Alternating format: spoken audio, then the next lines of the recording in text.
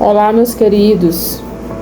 Mais uma vez estou aqui para continuar a leitura do livro apócrifo, o livro Proto-Evangelho de Tiago, contando um pouco da história de Maria. E hoje nós vamos entrar no capítulo 15 e 16, que é o que nós vamos ler hoje. Para quem já chegou até aqui nesse vídeo, já tem mais ou menos uma noção do que eu estou lendo, né? Como ela está escrita neste livro apócrifo, tá? Muitos podem estar se perguntando por que eu também não estou procurando provas na Bíblia, porque eu tomei a decisão de ler este livro, tá? Eu não estou lendo o apócrifo buscando bases na Bíblia, eu estou lendo somente o apócrifo. Quando eu vejo que tem alguma passagem no apócrifo que me lembra que eu também já vi na Bíblia, aí eu comento, tá? Mas para que o vídeo não fique muito comprido, eu determinei que eu vou fazer a leitura do apócrifo, tá bom? E mais uma vez, deixo aqui claro que eu não estou afirmando que a história é 100% verídica. Eu estou simplesmente lendo com vocês. Eu sou uma leitora da palavra e uma leitora do apócrifo. Também estou aprendendo junto com vocês, tá bom? E até então, nessa leitura, para mim não vi ainda nada demais. Para mim tá fazendo sentido, sabe? Não sei para vocês, mas para mim está. Então, eu vou começar a fazer a leitura do capítulo 15. O capítulo 14 finalizou com esta frase dizendo assim: E ao despertar, José levantou-se e glorificou a Iahve de Israel por haver-lhe concedido tal graça, e continuou guardando Maria. Então aqui, relembrando um pouquinho, né? Ele, em algum momento, ele ficou perplexo com a gravidez de Maria, pensou em mandar ela embora, escondida, para não ser morta. Questionou ela várias vezes, né, perguntando por que ela tinha feito isso, e ela sempre caladinha, até que uma hora ela disse que ela não fez nada, ela é pura, ela continua pura, não conheceu nenhum varão. E ele pergunta, mas ele sempre botando pressão nela, como foi que aconteceu de um bebê ter sido gerado no teu ventre? E ela repetiu mais uma vez que ela é pura, né, e ela não conheceu nenhum varão. Então aí ele começou a se questionar como é que ele faria com ela, o que ele ia fazer com ela, né? Se ele mandava ela embora, se ele entregava para os sacerdotes, aí foi que ele disse, e se ela estiver falando a verdade, né? E se ela concebeu essa criança pelo Espírito do Pai, né? E se ela estiver falando a verdade e eles matarem uma inocente. Então tudo isso estava pesando na mente de José, né? Ao ponto de que ele chegou até a conclusão de mandá-la embora à noite, no escondido, né? Para o povo de Israel não ver ela indo embora. Foi aí que o anjo intercedeu e falou com José, né? Para que José não temesse. Não tema, José, porque esta criança foi gerada no ventre de Maria através do Espírito do Criador, né? E aí José se acalmou, se alegrou e aceitou. E aí ele finaliza dizendo que ele vai continuar guardando Maria. E agora nós vamos continuar a leitura no capítulo 15, tá? Mas por essa ocasião veio à casa de José Anás, o escriba, que lhe disse: Por que não compareceste à nossa reunião?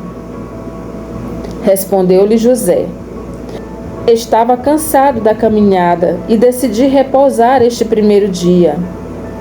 Mas ao voltar-se, Anás deu-se conta da gravidez de Maria. Agora prestem bastante atenção na continuação dessa leitura, para vocês verem quem era José para Maria. Tá?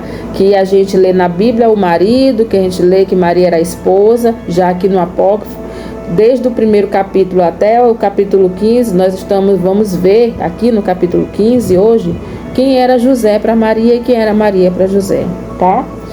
Então, aí Anás, que era o escriba, se deu conta que Maria estava grávida. Olha o que aconteceu. Então correu ao sacerdote, dizendo-lhe: Este José por quem respondes, cometeu uma falta grave.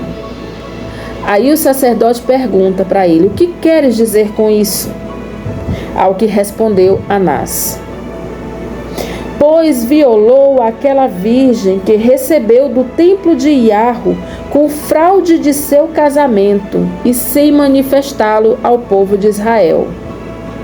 Com fraude de seu casamento e sem manifestá-lo ao povo de Israel. Ou seja, ele queria dizer que José foi escolhido para ficar com Maria, né, para guardar Maria, proteger Maria. E o que acontece? Maria aparece grávida. Aí Anás vai acusar José, sem prova, lógico, né? Vai acusar José. Aí ele diz que né, um casamento de fraude, ou seja, como quem diz assim, ele cometeu o ato sexual sem antes ter casamento. Ele cometeu o ato sexual com ela e não manifestou ao povo de Israel. Então Anás foi lá no sacerdote e fez essa acusação. Então vamos saber o que aconteceu depois dessa acusação. Disse o sacerdote: e estás certo de que foi José que fez tal coisa? Replicou Anás: envia uma comissão e te certificarás de que a donzela está realmente grávida. Saíram os emissários e a encontraram tal qual havia dito Anás, e por isso a levaram juntamente com José até o tribunal. Imagina a situação, os dois sendo levados como criminosos para um tribunal. Quando eu disse para vocês lá nos vídeos anteriores que as leis naquela época eram muito rigorosas, é fato, está escrito na Bíblia, eram muito rigorosos. E eles obedeciam essas leis à risca. Se fosse para matar, matava. Então, como Anás chegou acusando José, mesmo sem provas, o sacerdote envia uma comissão para que tenha certeza de que a donzela realmente estava grávida.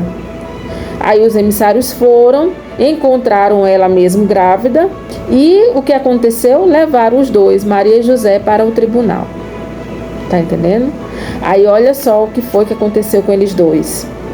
E o sacerdote iniciou dizendo: Maria, como fizeste tal coisa? O que te levou a vilipendiar tua alma e esquecer-te de Iarro, teu pai, o teu Criador? Tu, que te criaste no Santo dos Santos, que recebias alimento das mãos de um anjo, que escutaste os hinos e que dançavas na presença de Iarro. Como fizestes isso? Olha a pergunta que o sacerdote fez a Maria. Agora feche os teus olhos aí e imagina aquela menina sendo acusada de uma coisa que ela não fez. Imagina, você está imaginando? Porque eu estou imaginando aqui a situação. Entendeu? O que ela ia falar? Mas como tudo foi provisão de Iarro, é lógico que ia dar tudo certo para ela e para José. Por quê? Porque foi Iarro quem determinou todas essas coisas, né? Mas claro que ela não ia passar por essa situação sem ter nenhuma prova, sem ter nenhuma perseguição, né? Como é nossa vida hoje. É exatamente assim a nossa vida. Quantos de nós não estamos passando por problemas? Quando a gente entrega a nossa vida ao Pai e passa a seguir Ele, o caminho dele, o caminho que Ele nos ensina a seguir, aí a gente pensa assim que a partir do momento que a gente começa a seguir o Criador, seguir o Salvador, tudo vai ficar bem. Quando na verdade aí é que vem as provações. Mas essas provações, meus queridos, não é para nos vencer, não é para nos entristecer, é para que a gente venha a ser aprovado, é para que a gente venha a ser testado e aprovado. Olha que coisa linda. E quando a gente é aprovado, aí é que a gente se fortalece. Quando a gente passa por essas lutas, por essas tribulações, é aí que a gente se fortalece. Por quê? Porque a gente começa a entender que a gente depende de um Pai Celestial, que a gente depende de Yahweh. Sem Ele nós não somos nada nessa vida, nada. As pessoas têm uma mania de tudo, eu faço, eu sei, eu vou, eu mando, entendeu? As pessoas têm essa mania do eu, o egocentrismo, entendeu? Tudo é eu que faço, tudo sou eu que faço, tudo eu que sei, eu que mando, eu que vou. Aí nunca lembra do Pai, nunca bota o Pai na frente de tudo, porque a pessoa acha que ele pode tudo, entendeu? E tem pessoas que chegam a acreditar nisso de uma tal maneira que enche a boca para dizer. Às vezes as pessoas perguntam assim, como é que você tá? Tá bem? Não, eu tô bem. Aí a pessoa diz assim, graças a Deus, desse jeito, graças a Deus, tá tudo bem. Aí a pessoa diz assim, graças a Deus não, graças ao meu trabalho. Se eu não trabalhasse, eu não teria. Se eu não trabalhasse, eu não tinha as coisas. Tipo assim, Deus não existe, Yahweh não existe, entendeu? A pessoa conquistou pela força dela, pelo mérito dela. Assim eles pensam, né? Assim muita gente pensa. E aqui não está sendo diferente. A Maria está sendo encurralada pelo sacerdote. Primeiro ela foi questionada por José. E agora ela está sendo questionada pelo sacerdote. Pressionada mesmo pelo sacerdote, né? E olha só, ele lembrou de todas as coisas. Maria, você que foi criada dentro do templo, que foi alimentada por um anjo, que teve o privilégio de cuidar do lugar santo dos santos, viver lá. Era onde a presença do Pai estava naquele momento ali. Todos sabem que no templo, no Santo dos Santos, quando era noite, era a coluna de fogo. Quando era dia, era uma nuvem, uma coluna de nuvem. Era a presença do Pai se manifestando para aquele povo. Entendeu? Então, ela cuidava desse lugar, do Santo dos Santos. Ela morou lá, ela viveu lá até 12 anos de idade. E o sacerdote pressionando ela. Imagina a situação dela. Então, continuando. Aí, ele pergunta, como fizeste isso? E ela se pôs a chorar amargamente, dizendo, juro por Yahweh, meu Pai, meu Criador, que eu estou pura em sua presença e que não conheci varão nenhum. Mais uma vez ela repete a mesma frase que ela falou para José. Então o sacerdote dirigiu-se a José dizendo-lhe, aí o sacerdote viu que não conseguiu arrancar de Maria o que ele queria ouvir, né? Porque ele não estava acreditando nela e ele queria ouvir outra versão. Ele queria ouvir o que ele queria ouvir. Ele não queria saber se ela estava falando a verdade ou mentira. Ele queria ouvir o que ele queria ouvir mesmo, de fato, né? Que ela se acusasse. Como ela não se acusou, ele veio para o lado de José. Aí ele vem e diz assim, o sacerdote dirigiu-se a José, dizendo-lhe, por que fizeste isso? Replicou José para ele, para o sacerdote, né? Juro por Yahweh, meu Pai, meu Criador, que me encontro puro com relação a ela. Acrescentou o sacerdote para José. Não jures em falso. Vejam bem, não jures em falso. Dize a verdade. Viu? O sacerdote não acreditou nem nela e nem acreditou nele. E aí manda que ele não jure em falso, que ele falasse a verdade. Mas José estava falando a verdade. Aí o sacerdote diz, né? Não jures em falso, dize a verdade. Usaste fraudulentamente o matrimônio e não o deste a conhecer ao povo de Israel, e não abaixaste tua cabeça sob a mão poderosa de Yahweh, por quem sua descendência havia sido bendita.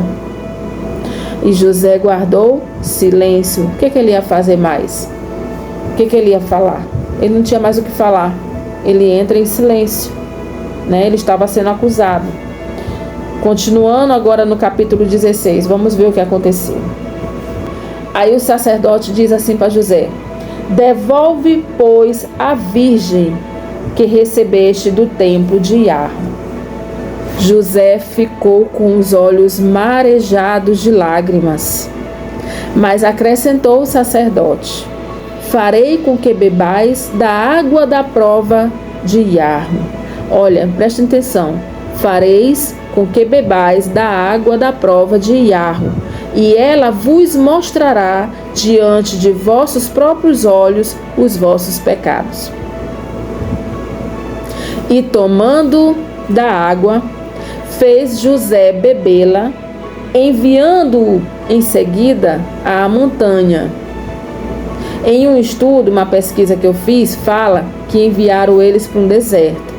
Aqui no livro já diz que enviaram ele para a montanha, eles dois para a montanha, mas voltou são e salvo. Fez o mesmo com Maria, também enviando à montanha, mas ela voltou sã e salva. E toda a cidade encheu-se de admiração ao ver que não havia pecado neles. Que coisa linda, né? E eu vou terminar aqui esse capítulo e vou explicar para vocês, conforme, segundo os estudos que eu fiz, a pesquisa que eu fiz sobre essa água, eu vou explicar um pouco para vocês, tá bom? Mas eu vou logo terminar aqui o capítulo. Eu vou só repetir essa parte que eu achei aqui bem interessante, que diz, né? Deram água para José e para Maria beber, enviando os dois à montanha, e eles beberam e voltaram. E toda a cidade encheu-se de admiração ao ver que não havia pecado neles. E replicou o sacerdote: posto que Jarro não declarou o vosso pecado, tampouco irei condenar-vos. O sacerdote se convenceu que eles estavam falando a verdade. Ou seja, ele se convenceu de que José e Maria estavam falando a verdade, né? Porque não aconteceu nada. Ou seja, o que tinha nessa água que poderia levar os dois ou à morte ou alguma doença, se caso eles estivessem mentindo. Que água era essa, né, meus irmãos? Então o sacerdote despediu os dois. E tomando Maria, José voltou para casa cheio de alegria e louvando a Jarro de Israel, tá? E aí vai começar uma nova vida entre eles dois, uma outra vida, uma outra situação, né, que a gente vai ler no próximo vídeo, tá? Mas agora eu vou falar um pouquinho para vocês sobre essa água amarga, né? Que eu fui pesquisar que água que eles deram para José e Maria e enviaram eles até as montanhas, né? Então, assim, essa água, segundo algumas pesquisas, se chama água amarga ou água santa, segundo as pesquisas que eu fiz, ou água amarga ou água santa, né? A expressão literal em hebraico se chama águas de amargura, na expressão hebraica, né? A água em si, ela não tinha gosto amargo, tá? O nome amargo é por outro motivo, é pelas consequências, mas ela não tinha o gosto amargo. Mas para a pessoa culpada, ela traria resultados amargos, entende? A pessoa, o problema não estava na água, mas no poder que a água tinha pelo fato de que, vamos lá, porque segundo os estudos, esta água provavelmente fosse tirada da bacia de bronze que tinha lá no tabernáculo, né? Essa bacia de bronze era onde eles faziam os rituais, onde continha água para os rituais de lavagem no tabernáculo. Depois, eles pegavam essa água e misturavam com o pó do chão do tabernáculo. Acredito eu que ali deveria ter as cinzas, né? Porque ali eles sacrificavam animais, Todo ano os sacerdotes levavam do povo,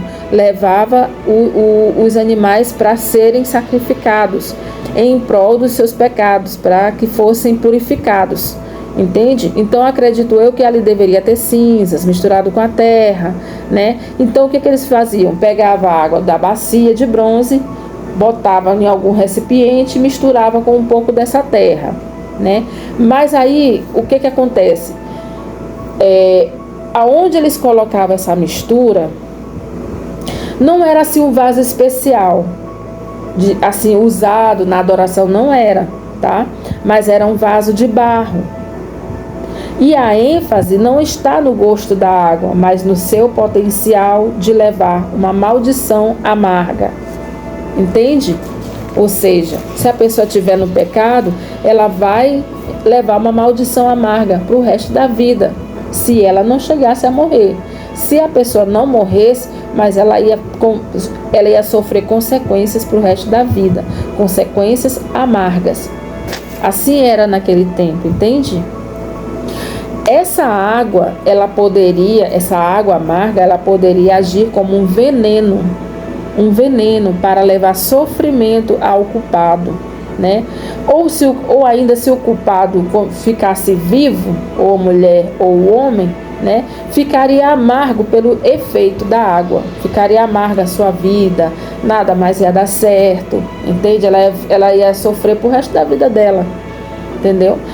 Mas o que aconteceu foi totalmente contrário. Eles realmente beberam a água, foram para as montanhas e voltaram sãos e salvos, né? Para surpresa dos sacerdotes. Fico imaginando ali Anás, que foi o acusador, né? Sem provas. Com que cara que Anás ficou, olhando José e Maria voltando, né? Da penitência, da condenação que eles estavam propondo ali para eles dois, né? Porque o sacerdote até então não estava acreditando nem nele e nem nela, né? Mas como era lei naquela época, eles agiam dessa forma, eles tinham que obedecer às leis, né? Então, José e Maria voltaram sãos e salvos, foram mandados embora para sua casa e eles voltaram tão alegres. José vinha cantando, louvando Iá, né, no caminho, em casa. Imagina a alegria do José. Então, meus queridos, vocês já imaginaram se hoje, nos dias que nós vivemos, com tantas coisas ruins acontecendo, com tantas pessoas maldosas neste mundo, se ainda existisse essa lei, imagina o tanto de pessoas que iam beber essa água amarga, né? E ficar envenenado, ficar sofrendo alguma doença, alguma enfermidade, né? Mas aqui nessa história, nesses 2 capítulos que nós lemos, nós percebemos uma coisa, que Maria e José foram escolhidos pelo Pai para ser os pais do Salvador, né? Os pais do Salvador aqui na terra, para o Salvador vir a este mundo, se tornando carne e sangue que nem nós, e habitar entre nós, ele precisaria de um útero, ele precisaria de uma mulher que trouxesse ele ao mundo, né? Como um homem de carne, osso, sangue, né? E passasse pelas mesmas situações que nós, né?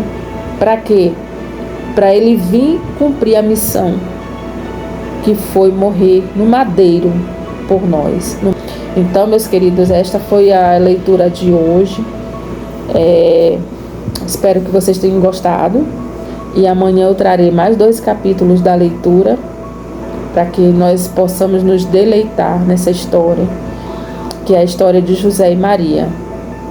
Ao ler essa história, a gente percebe que, assim como Adão e Eva, no apócrifo, quando foram expulsos do paraíso, na Bíblia a gente percebe que depois da expulsão deles dois, de Adão e Eva, a gente percebe assim que muita coisa que aconteceu não foi colocado, não foi escrito na Bíblia.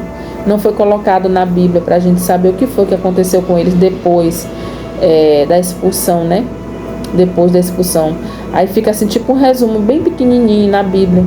E aí eles foram expulsos, aí o pai determina que eles vão ter filhos, multiplicar a terra, encher a terra e tal, né? De seres humanos, e que eles iam viver pelo esforço deles, na lavoura, na plantação, né? Por conta do pecado que eles cometeram. Mas assim, fica uma história muito superficial na Bíblia, né? Assim também é a história de José e Maria. A gente percebe assim que é uma história bem superficial. Gente, como é que os pais carnais de Yahushua, que você conhece como Jesus, como é que os pais, que para mim são pessoas importantíssimas, porque foram através deles, principalmente de Maria, né, que Yahushua veio ao mundo, por que a história de Maria é tão curta na Bíblia, tão pequena? Por que a gente lê só uma coisinha de nada de Maria? A gente lê só um pouquinho de nada de José, né? Tem tantos personagens bíblicos que a história é enorme. Já os pais de Yahushua, a história é bem pequenininha. Você pode dizer assim para mim, mas o centro da história é Yahushua, ou Jesus, como você queira chamar. O centro da história, o coração da Bíblia, o centro da Bíblia, o personagem principal da Bíblia é Yahushua. Eu concordo com você, concordo. Mas ele veio ao mundo através de uma mulher, Maria. E José se tornou o pai adotivo dele, né? Porque foi José que cuidou de Maria, que guardou Maria. E foi José que assumiu Yahushua como pai. Então, meus queridos, que a benevolência de Yahu fique com cada um de vocês, a suficiência de Yahushua também. Que todos tenham um dia abençoado em nome de Yahushua. Até o próximo vídeo.